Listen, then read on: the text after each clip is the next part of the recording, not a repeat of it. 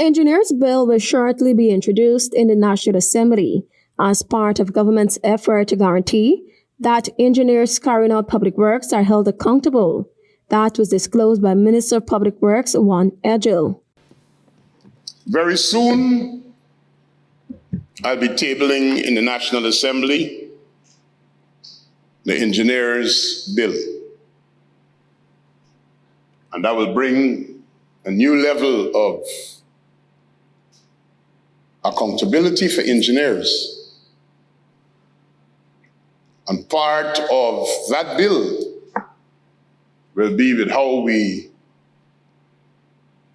license and remove from being licensed engineers who compromise us. The minister emphasized that strict accountability would be enforced and that any failure on the part of contractors or engineers to fulfill their commitments would not be tolerated.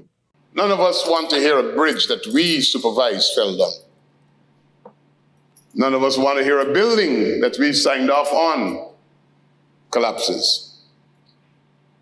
And I'm sure none of us want to see a road that we signed off on disappear. He went on to say that the purpose of this legislation is to assure high-quality procedures, which would result in safer and more dependable infrastructure projects. It also intends to regulate and professionalize the engineering business by providing clear standards and norms. In April, the Attorney General and the Legal Affairs Minister, Annie Nandlaw, disclosed that the government has retained the services of a consultant to review the draft Engineers Bill, following recommendations for changes in the governance structure. According to reports, the bill provides for the registration, licensing, administration, and discipline of professional engineers, and its primary purpose is to ensure that professionals operate with a high level of professionalism, integrity, and while protecting customers. Tiana Cole reporting for the HGP Night News.